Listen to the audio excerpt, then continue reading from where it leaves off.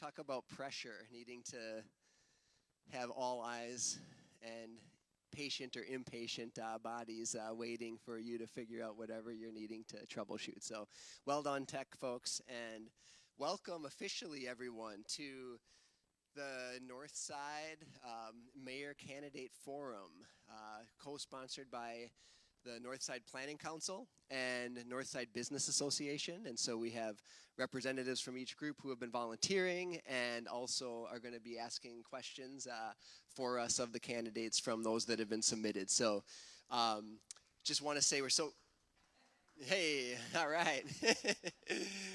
We're so glad everyone came out. Thank you for just your civic engagement to come to ask questions and hear what our mayor and mayor hopefuls have to say to things that we care about and have together sort of come up with as some of the issues that we want to hear more on. And so for Facebook Online audience, thank you as well. And we are receiving questions that way too. So first I want to just give a few acknowledgments and gratitude.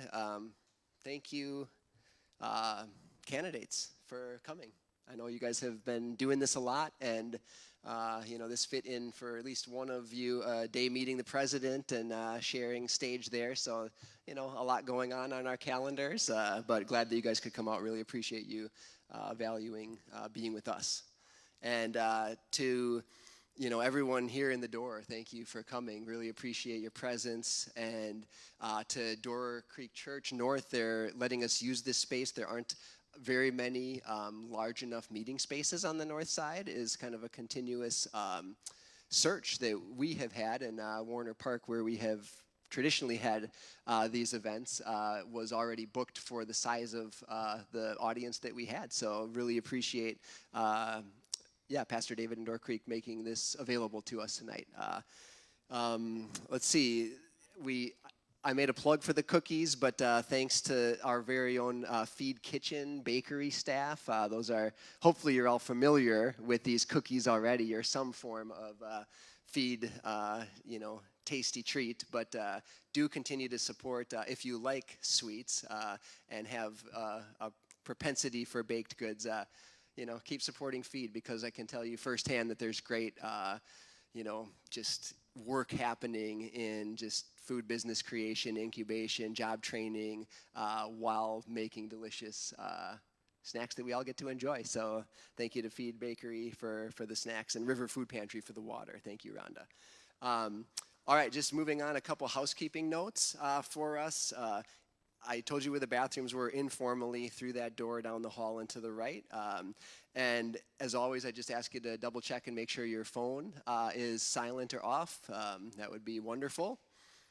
You can do so now. And if you didn't grab at the door, Marty there can give a little wave. There's some index cards and pens. And so if you haven't asked a question or you have one that you would like to put in the queue, go ahead and either grab one or just signal that you'd like one. And then if you do have one and have a question to submit, just kind of quietly raise your hand with your note card, and a volunteer will come and grab that, and it'll be collected in the back, and we'll choose a couple of the questions that get asked tonight in that fashion or via Facebook Live. So, that's, I think, enough housekeeping. And then just a couple procedural notes just for the flow of how this forum is going to work.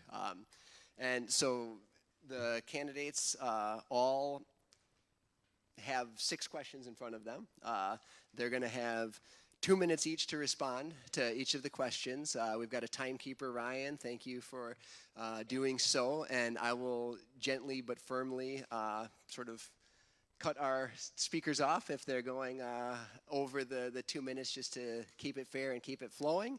We're going to rotate question askers between, I mentioned this is co-sponsored by Northside Planning Council and Northside Business Association. So we have a board representative, Aurelia Estrada and Sue Peck from each of those organizations, who will be asking the questions on behalf of the Northsiders who have submitted them. So that's who you'll see coming up and rotating question asking. And then at the end of the questions, I'll just give final conclusion after inviting the mayor candidates to have a 2-minute closing remarks that they want to give. So that's our flow of evening. And so I think at this point, if we can have Aurelie come up and start with the first question, that would be great.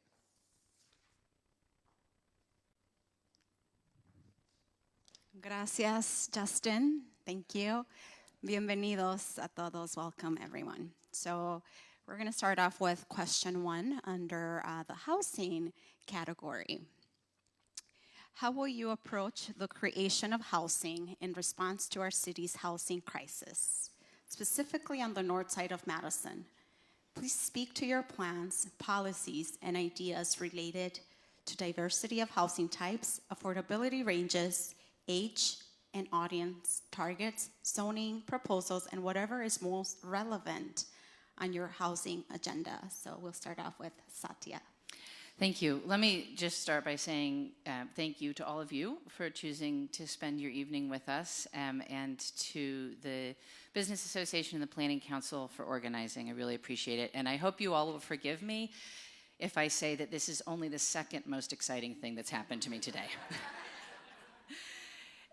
So 4 years ago, when I was elected, it was on a platform of dealing with our housing crisis. And over the last 4 years, I think we have made progress, but there is much, much more work to do.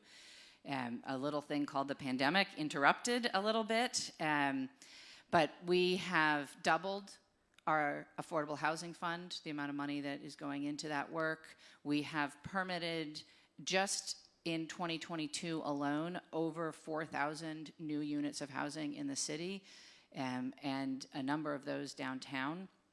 And we're continuing to work towards solutions to make it easier to build housing in our community. We are in a housing crisis, and we need to be basically using every tool in the toolbox. So we need to create new housing at every level of affordability, and frankly, of every type.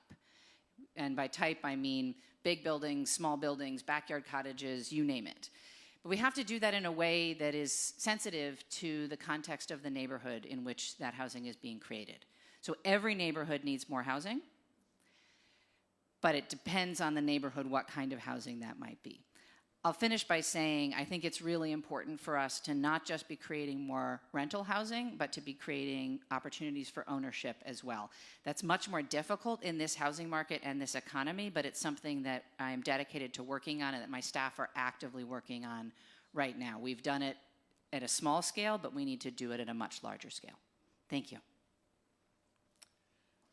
Okay, we've got a couple of really good private nonprofits that are doing a wonderful job at taking care of the minimal housing situation. So creating some housing for homeless, the tiny homes and programs along that line. I'm not terribly comfortable saying that the city of Madison can build an immense amount of housing for you. We're just not in the construction business. And if private developers come into the city and want to build something on their own properties, I'm not going to force them to do more than what the zoning code is unless they ask for city money. And if they ask for city money to run their project or to build their project, the city's going to become their partner. They're going to have to deliver more affordable housing for it. And we will stay involved with them so that the rents don't go up or the costs don't increase over time. Other than that, it's not going to be very easy to build more on the north side. You've had a couple of big projects here, the one on Aberg, most noticeably, and then the Oscars site is going to be another one that will have more housing on it. But there's just not a whole lot of land up here that hasn't been developed yet. So I'm not sure where we can put more housing for you unless we lose some of the stock we have now. Thank you. Now, Gloria? Okay, can you all hear me okay? Thank you all for being here tonight, taking your time to invest in this process. I appreciate all of you being here. I started on the north side.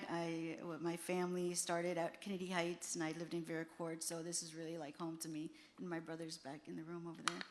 But I think my housing we have a housing shortage. There's no doubt about that. But we also have a housing affordable shortage.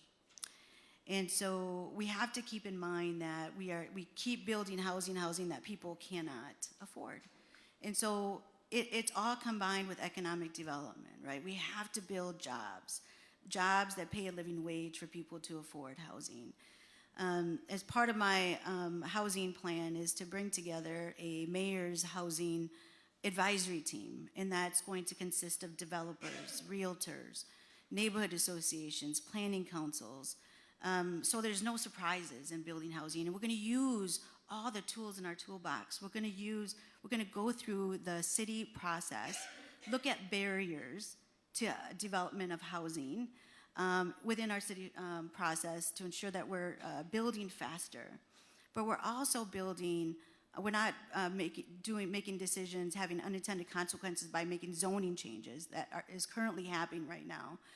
We have to keep the unique feature of our neighborhoods and really have an in-depth engagement with our neighborhood residents, our neighborhood associations, to develop a plan of what they want their neighborhoods to look like and where housing should be built. And so this cannot be a top-down approach. This is grassroots efforts to really figure out a plan of how we move forward to build housing in our neighborhoods. Thank you.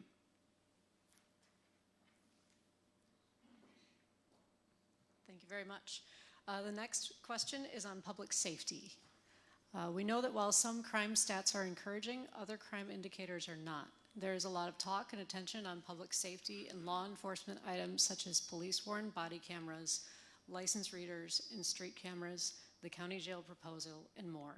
Please tell us what priorities you have and what projects and policies you will support and or create concerning public safety. We'll start with Scott. The recent homicide in Memphis makes it very clear that we need to have both body cameras and overhead cameras. The body cameras from that incident delivered the audio, but were obscured for a lot of it, and had it not been for the overhead camera footage, we would not have as clear a picture of what happened. I strongly support putting body cameras on all of our officers and expanding our traffic camera as well as our overhead camera system throughout the city. In addition to that, we currently take 2 officers off the street every time we have to do a mental health evaluation that gets transferred up to Winnebago.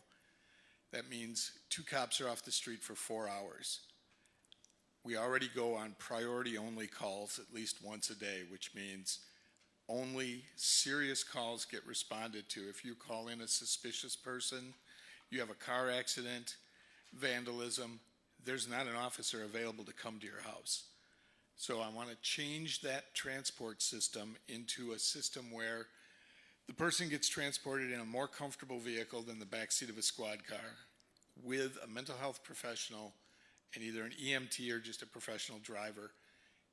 If during the transfer their mental health crisis worsens, at least there's someone with them that can assist them.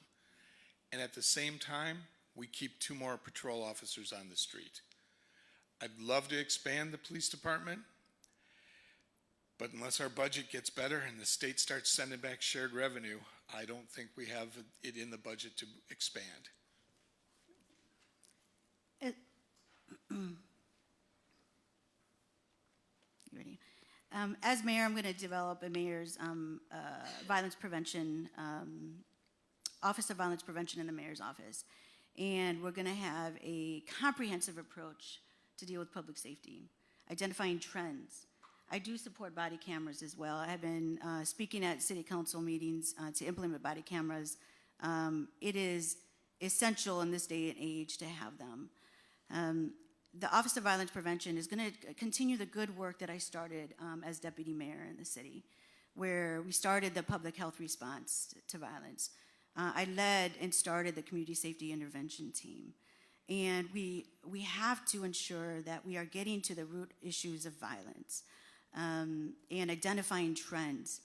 This impacts the quality of life of all residents in the city. I have been meeting with neighborhood associations throughout the city as soon as I jumped in this race. And the first thing that comes up is the quality of life and public safety concerns. And so we have to deal with that. And not only because of the victims that are happening, I mean, we have an increase in overdoses that are occurring in the city. People are dying, and we're losing young people to violence. These are the very young people who are going to stay in this city and raise a family. And so we have to take this seriously. So although, yes, violent crime, we're heading in the right direction, we have to do more and ensure that we sustain ourselves and we are not having unintended consequences by doing just nothing. A comprehensive plan, continue the good work that I started in the mayor's office, safe neighborhood teams, having our staff, our public health nurses, our nonprofit organizations, our city staff out in our neighborhoods on a regular basis to engage in identifying these trends. And it's all about quality of life. Thank you. Thanks for the question.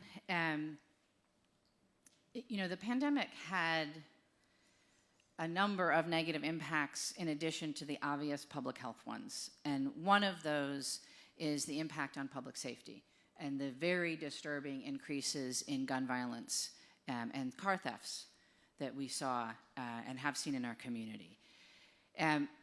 I believe, well, first of all, let me say this. There's no amount of gun violence that's acceptable in our community. So we have to be pushing to get to zero gun violence, zero shots fired. But I believe in order to do that, you really need to take sort of a three-pronged approach, an immediate, a midterm, and a long-term approach. And we are working on all of these fronts. So on the immediate approach, Chief Barnes has been doing a fantastic job really strategically targeting police resources. And I'm very impressed with his use of data. In fact, one of the things that we did in the last budget, not this year, but the previous year, was to give him a new position, assistant chief level position, to do the analysis that's needed to effectively target our resources. And I'm happy to say that shots fired are down at least 20% over last year. The midterm approach is the work that we're doing in the violence prevention unit in our public health department. We have dramatically expanded that unit under my administration, and they are working to do the interventions to prevent retaliation and to be on the ground in the community to prevent violence and to reduce violence. And then the long term is investing in our community and our people. It's working in affordable housing, it's investing in young people, it's investing in employment opportunities to make sure that people don't get into the situation where they feel like they need to commit crimes, and where they have the resources that they need and they can have the opportunities that they need to not get into trouble and not end up in a position where they're interacting with law enforcement. Thank you. Thank you. Okay, so the next question is, what do you recommend and support as the best use of the Oscar Mayer and Hart Mayer area, which has had lots of planning and process through recent years? Will you use city tools and resources like the Brownfield program, land banking, or others? Will you pursue this location as part of our city's transportation future, such as Amtrak station? And we'll start off with Gloria. Yeah, I think that's an excellent question. We're going to have to use all of our tools that are available to us, right? I think using CDA for public-private partnerships, land banking, all those options that we have. But what's critical here is that we have to look at internal systems that are in play within the city government that prevent us from moving fast, ensuring that there are no barriers for our developers moving through and trying to build, right? It's taken us a long time to build housing and to get through the city process itself. And how we do that is really relying on the residents, our neighborhood associations, to engage early on. And so that there are no stop processes while we're going through a city process of approvals, of zoning. And so I think that as far as the Amtrak question, I'm so excited about the Amtrak I mean, that is going to bring so many possibilities for our city. And so where it goes, I'm not quite sure. I think that, I feel that it could be downtown. It could be anywhere that it makes sense to have that location be that point. But it really is going to be up to the community to decide where is it most feasible. How is it going to be more accessible for our residents? And yes, definitely consider that area if it's feasible. And I think also we have to make sure that we do environmental impact studies around that area. We have to ensure the safety of environment and whatever's building there, that it is environmentally safe. Because it is Oscar Mayer. There have been a lot of challenges in that area that could impact future growth in that city and future residents who may live there. Thank you. So I want to shout out, first of all, former Alder Abbas, who's here, who spent a lot of time working on the Oscar Mayer area. He and I have been working on it for many, many years, and I was pleased to participate in the city process before I got elected and thinking about planning and the special area plan. I hate to keep coming back to the pandemic, but another impact of the pandemic was that the folks at the Oscar Mayer property were planning to start with offices.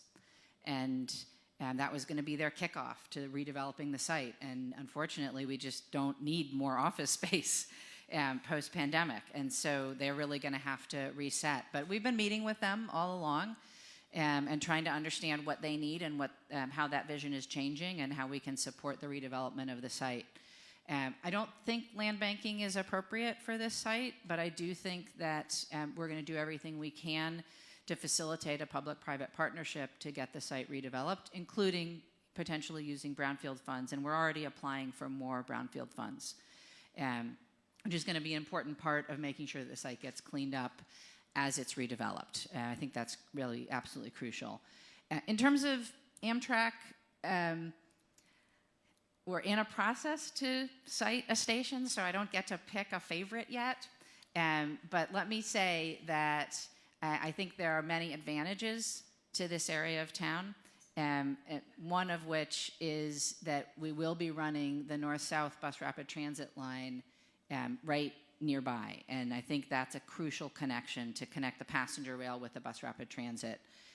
So we'll see where that study process goes, but I'm committed to bringing Amtrak to Madison, and it's going to come at least through the north side, if not have a station here. But I think, Oscar Mayer is one of the critical redevelopment properties in our city, and it deserves and has our attention to make sure that progress is made there. The Oscars site is certainly one of the largest redevelopment sites we've got available, but I'd like to see a little more creative use of it. If we could find an urban agriculture company that wanted to come in so that we could make up for a little bit of the farmland that we've gobbled up around us and produce agriculture here in the building year-round. There's a couple of farms that are doing similar things in larger cities where it's all inside buildings, hydroponics, and it'd be great to know that we could supply the feed bank or the feed kitchen across the parking lot with fresh produce year-round from Oscars. I'd also like to see some of it used for housing. We've got a plan right now for about a 400-unit building to go into it. As long as the environmental impact studies come back and everything is okay, I think that's a great use. As far as Amtrak is concerned, the Amtrak station should go at the outskirts of town, probably at the airport or near the airport, so that we can maintain all our city traffic without having the Amtrak trains crossing our city streets. The advantage to it is also Amtrak doesn't want to slow their trains down. If they've got a station on the edge of town where they don't have to abide by local traffic, we might get more than just 1 or 2 trains a day. And the offshoot to that would be maybe we get a few more flights out of Dane County Regional Airport because people from around the state could take the train to then fly out of Dane County.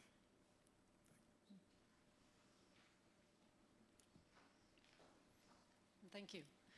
The next question is on the local food system.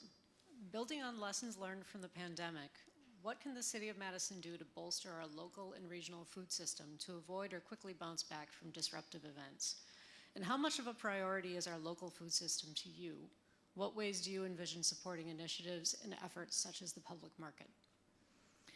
Thanks. So I had the honor of serving on the Madison's Food Policy Council from when it was first formed through my time as an alder and then for years afterwards. So I've spent a lot of time thinking about the food system and particularly with respect to the North Side. One of the things that we did during the pandemic was work very closely with the county executive's office, and with the funds that they received from the federal government, they did some really great work connecting farmers with our food banks and making sure that folks who were equally hurting because of the pandemic had a way to start helping each other. I think we should build on that partnership. And I think that's a conversation with the county about what the role is for the city in that relationship, but I think it's a good place to start. I think our food work at the city needs to really focus on food access, and that's what we have done over the past several years. The Food Policy Council created the seed grants. They created the Healthy Retail Access Program, where we fund businesses to provide food in neighborhoods that are food deserts. And I think that's really important. We need to continue those investments. And I think we need to continue to support food entrepreneurship in our community. We can't solve all of the problems out of government. We need to be doing it in partnership, in this case, with the private sector. The last thing I'll say is that I think one of the things that we did when I was on the council was really expand the types of urban agriculture that are allowable under our zoning code. And we haven't seen a lot of folks take advantage of that. So I think we need to look at that and think about what's the barriers and how can we help locate more urban agriculture in the city. Right now we have a task force that's looking at farmland preservation. So that's something that I think we need to, again, build on and pay attention to. Okay, just one point on some of the urban agriculture that we did encourage. I learned a very important lesson about some of the things people want to plant on the terrace area once we encourage that for planting. Sunflowers and garlic are really not a great thing to put out on the terrace, because if you want to block vision triangles and have absolutely no idea who's on the sidewalk, both of those produce an absolute solid wall. I would like to have, garlic gets really tall and thick. I would like to encourage urban agriculture, but we need to have something that is more sustainable. So I think the hydroponic system in a building is our best option. We just don't have the land to encourage farming. We will never have a dairy farm in the city. We just don't have the space for it. But encouraging all of the farms around us to deliver their excess produce that they can't take to market to our food pantries is a great system, and it's been very effective. Continuing that and helping fund that makes sense to me. Madison does have some food deserts.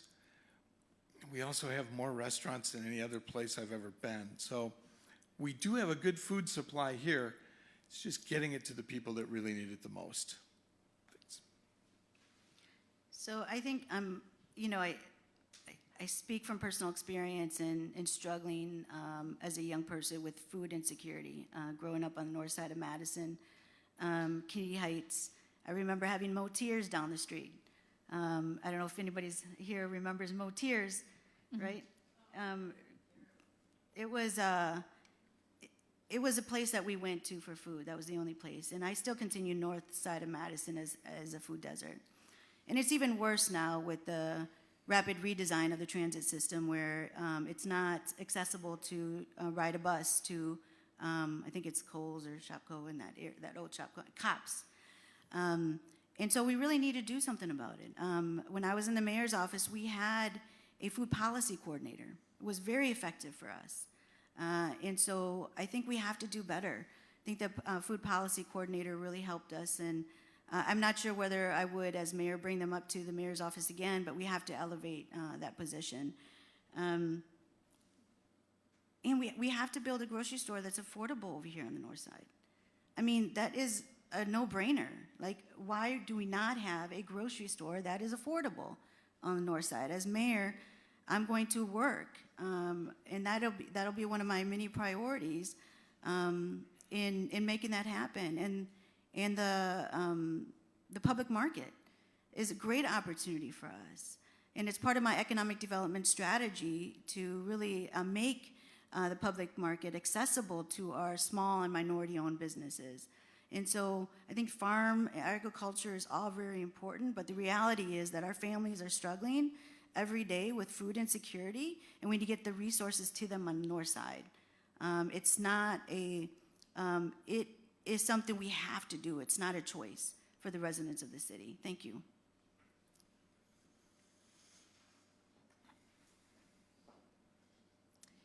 Okay, so the next question is under economic development. When you consider the north side of Madison, what are your best and biggest ideas and plans for how you will support and stimulate public to private partnership and investment in micro to macro economic development initiatives? So we'll start off with Scott. Well, first off, if any of you here have the next Microsoft or Epic idea in your pocket, please share and we'll help you get started. Other than that, seed money for businesses to get started out is a great way to invest the city's money. Unfortunately, we've got to be a little cautious about who we're starting up. Madison has got a lot of businesses that start up every year and don't make it 12 months. I mentioned restaurants earlier. You can have a restaurant you really like and 6 months later go back and it's shuttered, or worse yet, it's a new restaurant, totally different cuisine. But funding businesses to get them started is a great idea. If we could come up with another major employer that's going to expand quickly, supporting them in every way we can would be the best option. We missed out on Epic. We struggled with Exact Sciences. We've had some wins and some losses in that category. I'm cautious about what we put city money into, but I would sure like to hear that we've got another big employer with a great product coming out. My economic development strategy is simple. It's we're going to retain, we're going to grow, and we're going to attract. We're going to retain by working with the local chambers, the Madison chambers, the Black, Latino, Hmong chambers. And I'm going to direct our city's economic development committee to come up with 10 strategies of how we support our small local businesses. And work with Dane by Local, local organizations that really support our small business owners in this city. And we're gonna grow. We're gonna grow by revitalizing State Street. I've been talking to business owners across on State Street, and they're concerned about their future. And so I think we have to really reinvigorate State Street. We're gonna have to really move our school, develop a school to workforce pipeline where we're moving young people into the trades. And so I think by building a strong economic development plan, particularly for the north side, and really with an intentional focus on revitalizing the north side. The north side has been neglected for years, you all know that. And so we have to really focus in supporting our small business owners, working with the Business Association and the Northside Planning Council to really figure out a plan of how to revitalize the north side of Madison. And that is using really strategic approaches. The public market is going to bring a lot of opportunities for the north side and really investing in the growth of that and its accessibility to our small and local businesses. Thank you. Let me start with the macro and then get into the micro, I believe that the best way to do economic development for our city and for our region is to build on our strengths. We have incredible assets here. We have a great quality of life. We have strong institutions, and we're really strong in a handful of sectors. We need to keep working in those sectors, both to attract more companies within them, but also to fill out their supply chains and localize them so that local businesses are benefiting from other local businesses. That's the macro. And the micro, we've been working for the entire time I've been in office to support our small businesses. We have a small business equity and recovery program. One of my favorite programs that the city runs is the Commercial Ownership Assistance Program. And this is where we help small businesses become property owners so that they can build wealth and control their own destiny. We've helped a number of businesses this way. I'd like to double down on that and keep doing that work.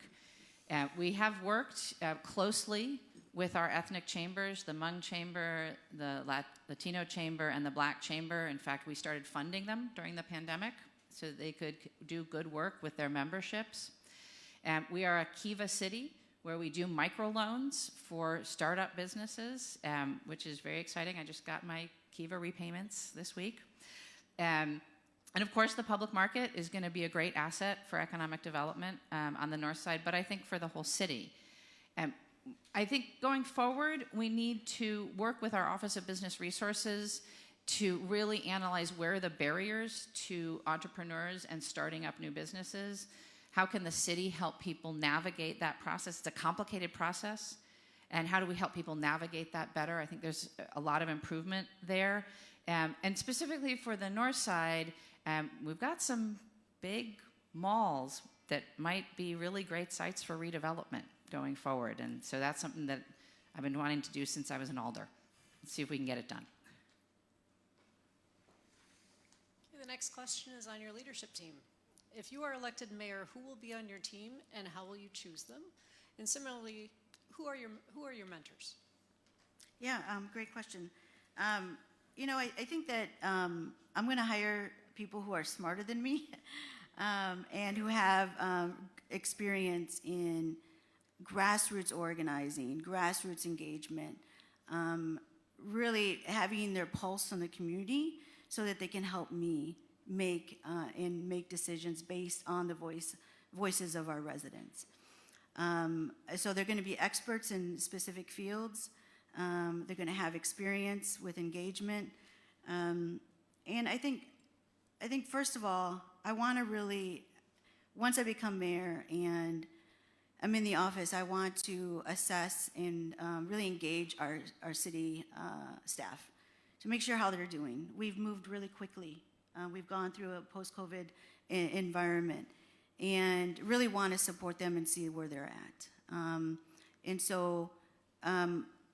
And then really match those needs based on my deputy mayors and figure out what areas of expertise I'm going to need. My mentors, I've had many mentors. I think a couple of them are in this room. Juan Jose Lopez, who ran for, first Latino to ran for school board. Santiago Rosas, a former alder.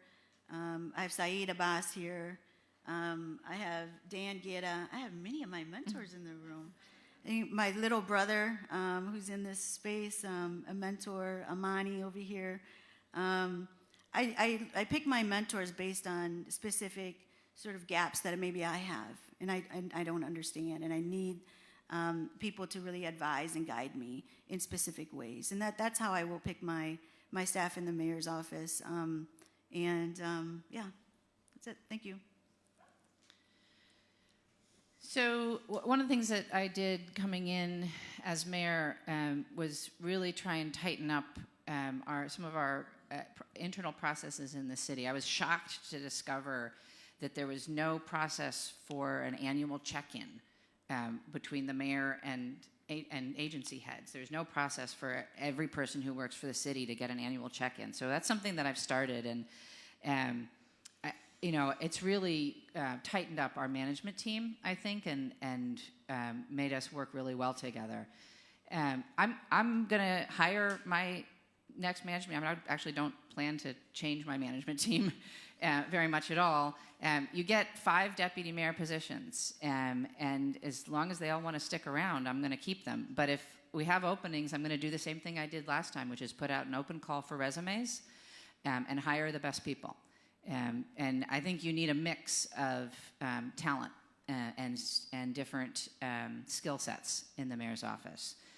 And that's what we did the first time around, and that's what I would do again. What I look for when I'm hiring agency heads is certainly their background and their skill set, but also I look for innovation, I look for creativity, I look for people who want to be part of a team, part of Team City. And I have been really excited with some of our recent hires. We have some great folks that are working for the city now that are doing great work every day. In terms of mentors, Senator Baldwin has become a mentor, Congressman Pocan, and I look to other mayors and former mayors a lot. I have a group of women mayors that really literally got me through the pandemic, but former mayors like Betsy Hodges of Minneapolis and East Parker of Houston have been really amazing mentors for me, and people that I can reach out to at any point in time. They're just a text away, and they've been really wonderful. I would hope to have a very diverse team, but I also have a slightly different approach to this. I would expect all of you to be part of my team. I want to make the city very responsive to all of its citizens. So I want to have any decision that we come up with put out to the public and let you give us our feedback on it via an online polling system so that you can see for any decision that's made the pros, the cons, who's supporting it, what they feel is the reason for it, the people who are against it, why they're against it, and the costs both of doing it and not doing it. And then let the city help make those decisions. One of the other things is, if you're in charge of a city, when you check in with just the managers, you're not getting a true picture of what's going on below that. If I'm the mayor, I would definitely check in with not just my managers, but go to the rank and file and find out what's going on within the departments and how the individual employees are feeling. Can't get to them all, but you can certainly pull a percentage of them. My mentors, a lot of my bosses, but really I'd have to go back to my mother, who anytime I asked a question, I was just told, you can do it, figure it out. It's worked fairly well. Interestingly enough, I've had a lot of bosses that gave me that same advice. The most dramatic was the first time I ran a snowplow. I did not do a great job. My boss showed up, looked at it, told me I did a bad job at it, pointed out what was needed to be corrected, handed me a shovel to clear one of the crosswalks, and then I heard a car leave. And I looked up, his car was there, my plow was gone. I had to shovel the entire block. But you learn quickly. I'm trying not to laugh because I have a really loud laugh. Thank you. So now we're going to transition to the audience questions. So there's one up on the screen. I guess, okay. So one of the questions from the audience is, the Madison Public Market is well positioned to be a gateway or cornerstone into the north side of Madison when it opens in 2025. What do you see happening in your administration in the next 4 years to support Northside economic development and growth for the surrounding neighborhood, which includes the vacant land and warehouses on East Johnson Street and Fordham Avenue? I think Is it that's my me. Yep. Yeah, okay. So this is a really exciting opportunity, and thank you for whoever asked the question. we have been looking actively, as the former alder knows, at the properties along Pennsylvania Avenue, the former Hooper site. In fact, tried to buy them to land bank. But there is a lot of interest in those properties. I think they're potentially great sites for redevelopment, and the proximity to the public market, to the bus rapid transit, I think is just makes this really well positioned both for commercial and for housing. So that's something we're already looking at, want to continue to look at. And frankly, one of the things coming out of the Oscar Mayer Special Area Plan, I've always thought that whole stretch, right, from First Street on up to the Oscar Mayer site, and frankly, just kind of keep going up Packers, I think there's a lot of potential there for redevelopment.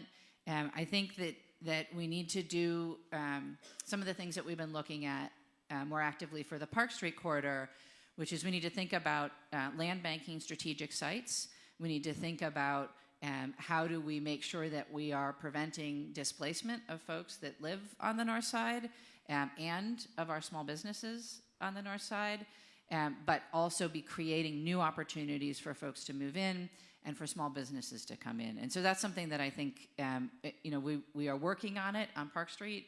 I think we can work on it on the north side as well. It will help if we have a TIF district. Alder? I'm really hoping that the market generates enough interest in the area that we get private development that comes in there. The Hooper site is an excellent location. Once we get the public market up and running, I hope we get some developers that want to bring in restaurants, housing, jobs, some kind of work in that area, more so than the city trying to buy the land and become the developer. I don't think we do that very well. So I'd rather make sure that we can encourage private development and help them by streamlining the approval process, making the permits easier to get through. That site with its access to the commercial rail and it's right next to it screams for some kind of manufacturing. And I hope we get a job creation like that. Any kind of manufacturing would be great to bring in there along with the rest of the development. The rest of the way up the hill, really the residential areas don't have a lot that we want to tear down and try to redevelop. The golf course side of the street, we've got some open land that would be another prime area for commercial development. And again, I would rather encourage private funding and private development than the city trying to do it on their own. I think that, I just want to remind everybody that we're close to not even having the public market. We had a mayor who was not in support of the public market. And we barely made it through. It barely passed. We need a mayor who's going to support the public market, put all of our resources into the development of the public market. We need to have it done. The North Side needs this. And the North Side residents, neighborhood associations, and the businesses need to develop a vision for the North Side and what this looks like. My leadership is not a top-down approach. This approach needs to come from the grassroots residents of the city of what they see the vision for the North Side. And so I'm going to use all the tools necessary to make this happen on the North Side. And so that it's successful, that we are supporting our small local businesses, working with the chambers, working with Dane Buy Local to figure out how we make a strong economy for the North Side of Madison. Thank you.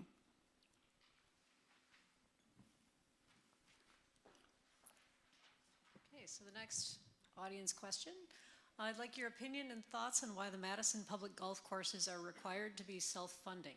That ruling has made these beautiful courses nearly unplayable to those who cannot afford to play on private courses, especially children and seniors.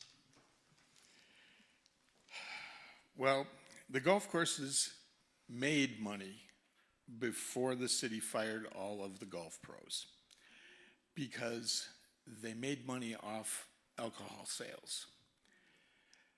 Since the city runs them, we sell beer, but that's it. And it just doesn't generate the same kind of traffic that we had when the courses were run by the golf pros. Actually, when we did that, we had a problem with one particular golf pro, and the Parks Department's solution was just get rid of them all at once. I spoke at that meeting and I said, that's a fantastic idea, and I hope we use it again in the future when we have a problem with one city manager. We'll just get rid of them all and start over. We can make them sustainable again, and I think that is we just have to bring in a partner that can handle the alcohol sales, provide a cart service out to the golfers, and help manage what we've got now. Part of the issue on the courses now is the disbursement of who's paying for the chemicals, who's paying for irrigation equipment. It doesn't get equally balanced out between the courses. It winds up getting overloaded on one or two, so they look awful by comparison. We can do better, and that's going to have to be bring in a partnership again, similar to what we had when they were making money before. Yeah, I agree. I think we have to bring the alcohol back. You've seen me golf. We're Madison, Wisconsin, right? I mean, let's bring the alcohol back. I think we have to do some public-private partnerships to make this happen. And we have to work with nonprofit organizations, too, to help them bring them in to ensure that, you know, our golf courses are accessible. And so I'm on the same page with you. Let's bring them back. Thank you. I hope alcohol isn't the solution to all our problems. So listen, our golf courses were in pretty tough shape, and they were losing money when I came into office. They're making money now. I don't take credit for that. The pandemic is the reason that they're making money now. People started golfing again. But in the process, we put together a top-rate committee. They spent a lot of time looking at the situation. They came up with a set of really good recommendations, which we've been implementing.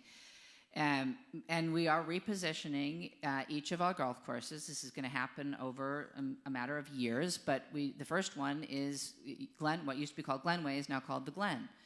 And it is a golf course we've completely transformed it.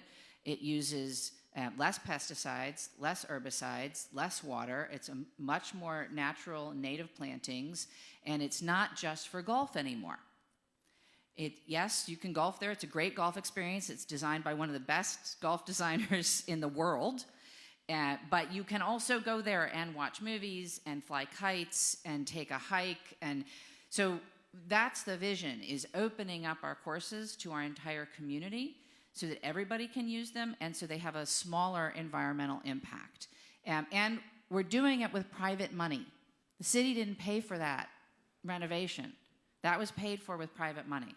We are looking at partnerships for our other courses to do very similar things, but we also are looking at partnerships with some of the organizations that specifically focus on getting young people involved in golf as a way to be fit, as a way to stay out of trouble, as a way to improve their academics. So we're forming those partnerships as well. And I think that's the path forward, is to continue these partnerships that we already have to reposition and redesign our golf courses for their long-term success.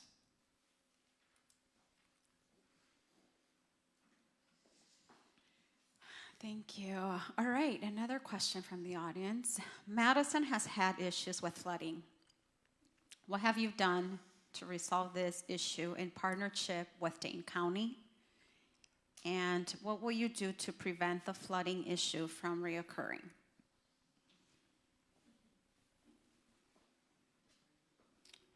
It's you, Gloria. Oh, it is me? Okay. I was thinking of an answer to that.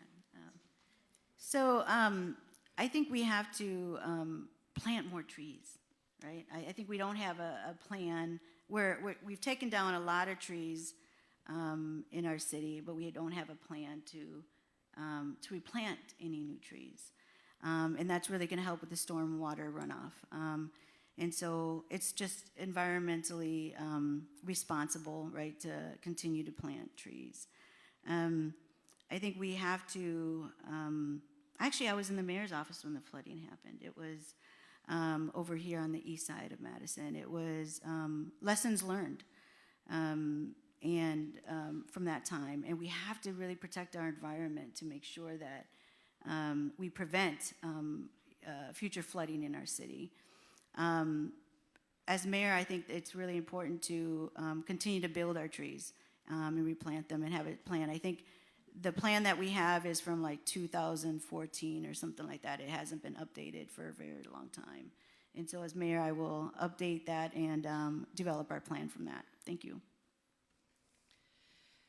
So one of the things that we embarked on after the floods, and credit where credit is due, I think Mayor Soglin did a really good job leading our community through the devastating flooding. Our engineering division started studying every inch of every watershed in the city of Madison. And they are working their way through the entire city, not just mapping and understanding the watersheds, but also planning for how we prevent future flooding in them. Each of those studies and plans spins off a bunch of capital projects. We're not going to be able to do them all at once. Some of them are very expensive, but we are starting to integrate them into our capital planning and into other infrastructure projects as they go forward. We are also both experimenting with and implementing green infrastructure as we go. And that certainly includes trees, but it's not limited to trees. The focus is on capturing the rain where it falls and infiltrating it into the ground rather than trying to move it away as quickly as possible, where you end up with a lot of runoff, which can be damaging. We are working with the county on dredging. They have been focusing on the Yahara chain of lakes and making the water move through. Up next is actually the Yahara River itself. There's some interesting logistics to that, but we're working on it. And so I think we need to do all of the above. I just want to loop back to green infrastructure for a minute, because one of the discussions that I just had with our new city engineer is how do we set some really clear goals about the use of green infrastructure. And when I say green infrastructure, I mean, again, not just trees, but bioswales and actually some of the plantings that you see in other communities, literally in streets, where we're using plants to control stormwater runoff. So we're working to establish those goals and implement them. Well, the county and the city of Madison are not great neighbors for our neighbors to the south, because we came up with a pretty good system to prevent Lake Mendota from flooding. We lower the level and send the water down to Rock County. It works really well for us. At some point, they're not going to be really happy with us. We can expand permeable pavement. We have the world's first real world experienced infiltration system for permeable pavement. If you've ever been to the Sycamore Dog Park, there's a little area on the south side of it that has 3 different types of pavement. To qualify to go in there, they had to infiltrate 100 inches of rain in an hour. The scientists that set it up say that when they only infiltrate 10 inches of rain in an hour, it has failed. If we ever get 10 inches of rain in an hour, we're all in trouble. Using some of that to do streetscapes or to pave bike paths with a retention system under it, just a stone-filled system under it, will help us manage it. But our water table is so high here that there are properties that have sump pumps running 24/7 all year round. We have a challenge with that. That's one of the reasons we'll never have a subway system here. But I think we're doing good things. We're making progress. Green infrastructure is a challenge for me, because if you're putting plants on the roadways, we have to maintain them. I would rather use hardscapes that handle the water so that we don't have to put city crews out there to maintain it, and anything that happens on the roadway doesn't impact the plants. We sure do need more trees, though. I'm surprised at how many ash trees we had. Okay, Next question. There were a couple mayoral candidates who advocated for police body cameras, but didn't include mention of what to do if and when necessary about police officers who do not use or remove their body cameras. Please tell us your thoughts on that important aspect of body camera. That's an oddly specific question. But let me talk more broadly about the issue of body cameras and just update folks on where we're at. You may have seen an article in today's State Journal. The City Council approved a pilot to use body cameras, and in fact, on the north side. And so MPD is working through the policies right now, and those will need to be approved by the City Attorney's Office. The City Council had some fairly specific requirements for those policies, and that, I think, gets to the question of what do you do if somebody is turning off their camera or not using it. We have to make sure that that's detailed in the standard operating procedures, and that we know going in what our response is. I don't think that's something that the mayor should decide. I think that's something that the police chief should write down and make his own policy around. But I do think that if we have problems and we need to hold folks accountable, we have structures for that. We have the Police and Fire Commission, we have the Police Civilian Oversight Board, where we can refer issues if we need to. But let me just say that I think the question of body cameras is the wrong question. The right question is, how do we prevent misconduct? How do we prevent police murdering people, like we've seen in other countries, and in fact, here in Madison? And I don't think body cameras are the answer to that. I think you can look at event after event around the country where officers had body cameras and horrible things happened. Body cameras didn't stop that. They may be an accountability tool, and maybe we want them because of that, but we have to do the things to prevent the misconduct to begin with. That's where our attention should be, and that's what we need to work on. I agree that body cameras are not the end-all, be-all, and hiring the right people and maintaining them is important. But the body cameras do provide information to all of us on what happens when something goes wrong. It's not going to solve every issue, but it certainly will clarify what happened when something does go wrong. The issue of showing up without a body camera or not turning your body camera on, it's an employee issue between their supervisor, their chief, and their union. It should be the same as any other piece of equipment. If you show up for work without your gun, you're probably not going to be able to go out on patrol either. But we need to make sure that that is handled through the chain of command, not a rule from the mayor's office. I don't want to be the one that's trying to tell cops every step of the way how to do their job. The cameras are there, we provide them, they have to have them on when they're working. Hiring the right people is a great idea.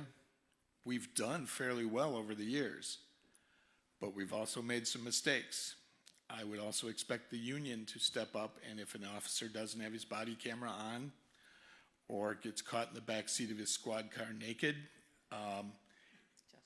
yes, we should just immediately fire them and be done with it. The union should not be fighting to support them. So. Okay. So I have to follow that? You got to follow that. So back when I was a deputy mayor around 2015, 2016, I actually oversaw the body camera committee, oversaw and led the body camera committee. We reviewed different policies across the country.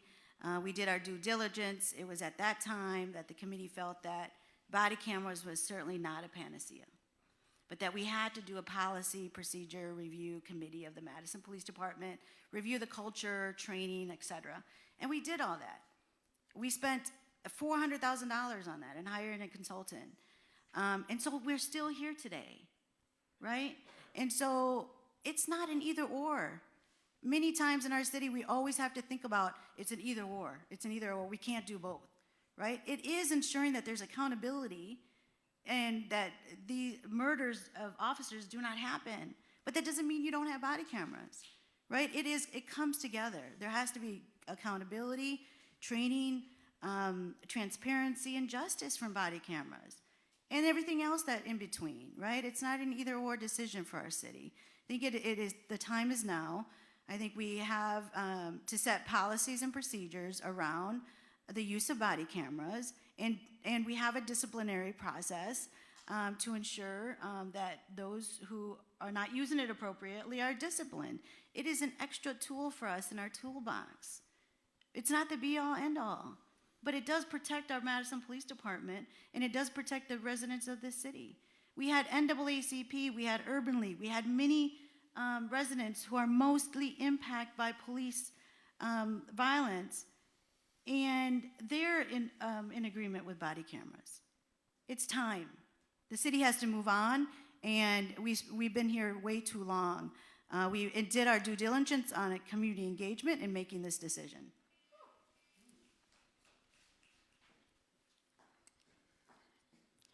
All right. Thank you for everyone who submitted questions.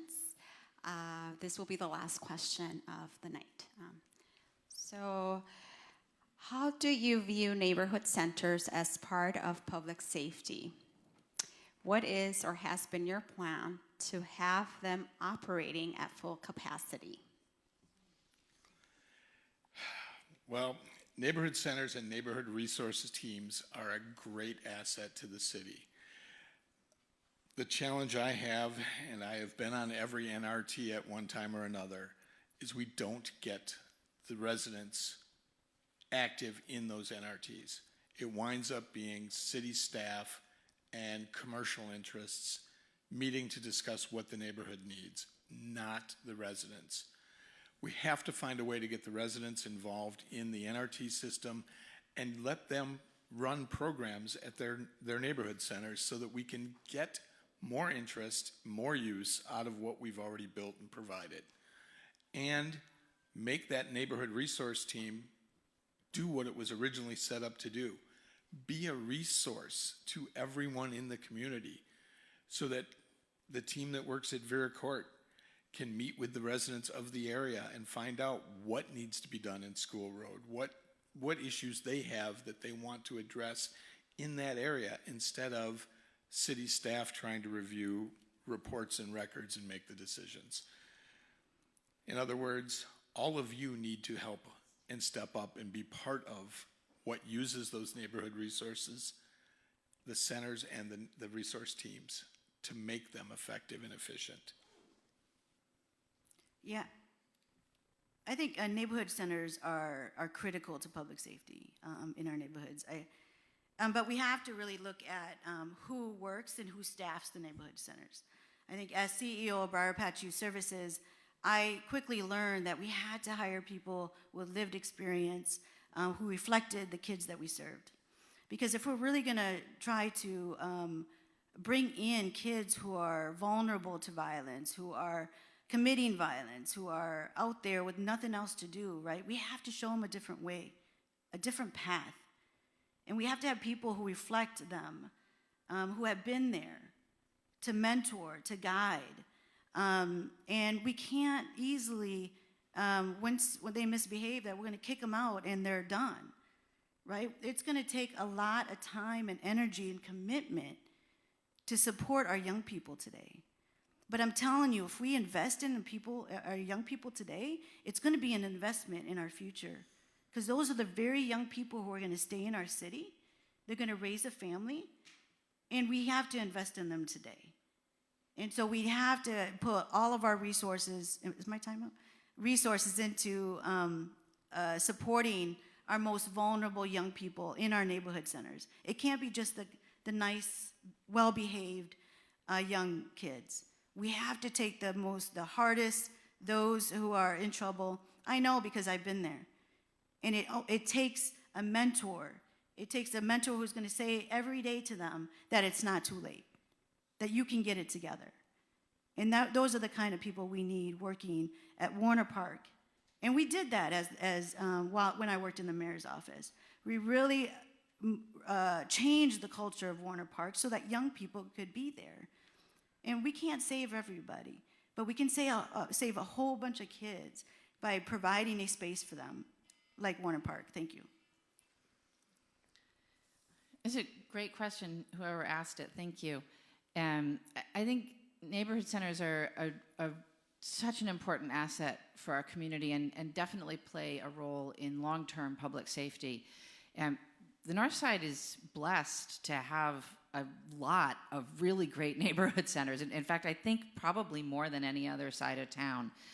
I had the opportunity to sit down with Carmen Porco recently and have a really good long conversation about the models that he uses in Northport and Packers. One of the things that we have done at the city is really try and standardize the way that we fund neighborhood centers so that they have more certainty, and so that we have some hope someday of being able to fund and build more neighborhood centers across the city. I think that's definitely the long-term vision, is to make sure that we have our city covered by neighborhood and community centers because they're so important. But in the short term, we can do this work without a physical building. We can provide programming across our city, and we do fund through the Community Development Division, I think, some very, very important programming across our city. One of the things that we chose to invest our ARPA funding in over the past couple of years is into programming for young people.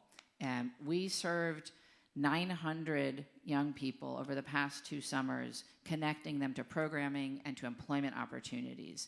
We need to continue that kind of investment in our young people, in partnering with our neighborhood and community centers, but also other great community-based organizations that are already reaching our most vulnerable young people, and we need to support them in doing so. Thank you. So it's not a question, but we're going to just invite you each to give 2 minutes of closing remarks before final goodbyes. Thanks. I think it's you, Gloria. It is me. Okay. All right. Well, thank you all for being here tonight and listening to us and laughing and participating in this process. I'm grateful to be here. As a longtime Madisonian, I strongly believe that Madison has prepared me for today. Madison raised me. And as a daughter of migrant farm workers who came here in the early 70s, fighting for better wages and living conditions for hardworking families in our city and across the country. And, you know, I'm a Madisonian. I went to Madison East High School. I grew up on the north side. Started at Kennedy Heights and Vericourt. I'm on the Vericourt board. I have been infused in this community for many years. I became a law enforcement officer because I wanted to be that change. I wanted to build trust and relationships with our communities of color and law enforcement. I became the deputy mayor when I was recognized for the hard work that I was doing as a law enforcement officer. And against all odds, the city of Madison voted to elect me as the Madison School Board, on the Madison School Board, and later, 1 year later, served as the president of the Madison School Board during the most tumultuous times in recent history. People ask me for the past couple of years to run for mayor. And I'm like, why? Why me? They're like, because you know what? We wanted change 4 years ago, but we didn't get change. We know that you care about the residents of this city. And we know that you have the experience to lead this city. So I strongly believe that I'm here for a reason. I quit a really nice job as CEO of Briar Patch Youth Services to do this. And so that's my commitment to the city, because I want to give back to a city who raised me and who provided so much for me and my family. So thank you so much for having me here today.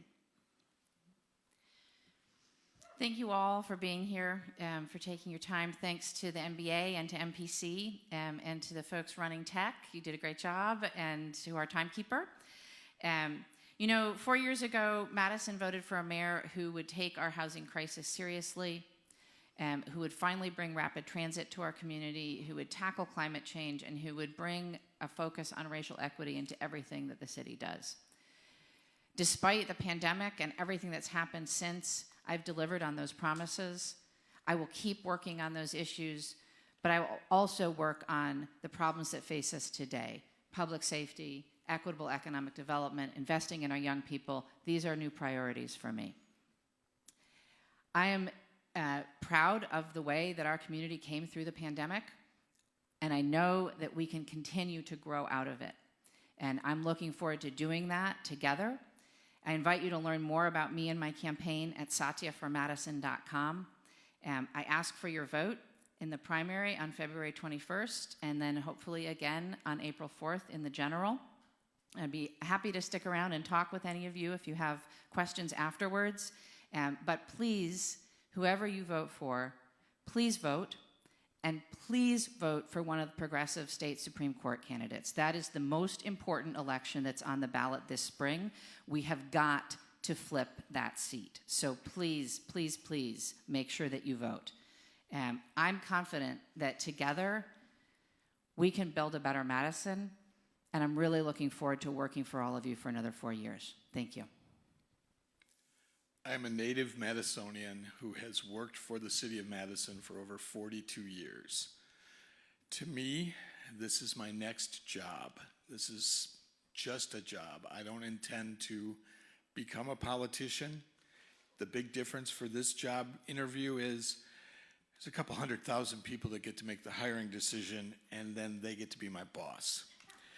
So I don't have the desire to take control. I want to make Madison better than what it is. I love the city. We all know it's a fabulous city. We also know that we can make it even better than what it is if we work together, if we cooperate, and if our government is responsive to what each and every one of the residents wants. Towards that goal, I want to make it so that we have a system so that we can get your feedback. Beyond that, it is really just another job interview for me. That's why I'm not spending any money on the campaign. I've kept it under $100 so far, and the most I've ever spent for a job interview was new clothes, so I'm on track. I do hope you support me, and I definitely hope that we do get a Supreme Court justice that will help overturn the gerrymandered maps and hopefully restore shared revenue back to the cities so that we can afford to expand our police department, that we can afford to do all of the improvements that we really desperately need.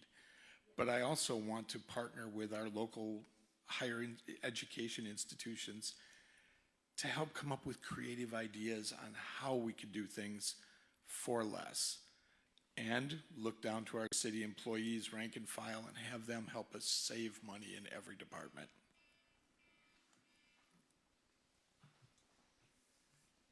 Well, thank you so much. Yeah, let's give a round of applause.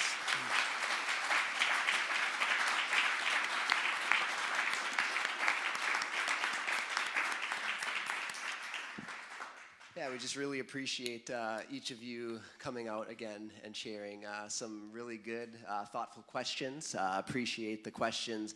Sorry to those who asked them tonight and didn't have them asked. Of course, there's no way for all of the questions to come forward, and so just valuable to be getting all of that feedback from each of you. Thanks for coming out tonight live in person, and those viewing on Facebook. I really appreciate the audience and civic engagement. I think up on the slide, it's just a couple future save the dates. I see your hand, I'll ask in a second. So a week from today, we're going to have a District 12 Alder Forum right here in this space. Instead of 6:30 to 8, it's going to be an extra half hour because there are 5 candidates who are running for Alder. And so we just need a little more time for them each to answer questions, but it'll be very similar format to this. So I hope you all are interested. And there is not, no. Nope, not in that seat.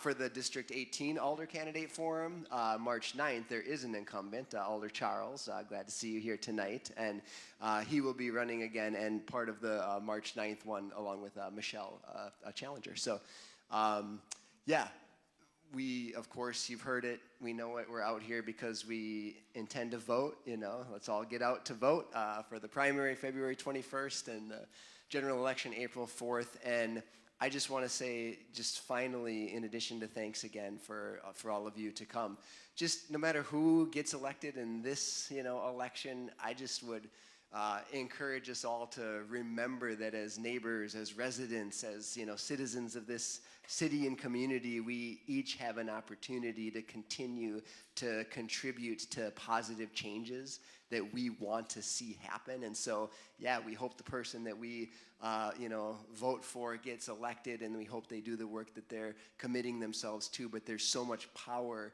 in this room and in the community and among residents to continue to affect change, work for change, show up for things like this, show up in the neighborhood centers, in the neighborhood resource team meetings. And so, let's all step up, even as these three have stepped up and raised their hand to say they're willing to serve in this way, sacrificing lots of time and things to do so. And so I think, we can all make the North Side great together by continuing to just be good neighbors, and even where there's difference, let's just commit to valuing and respecting each other enough to address and work through difference. So thanks for coming out on behalf of Northside Planning Council and Northside Business Association, and have a good rest of your evening. Oh. I see a hand that I forgot that I'd say. What is it?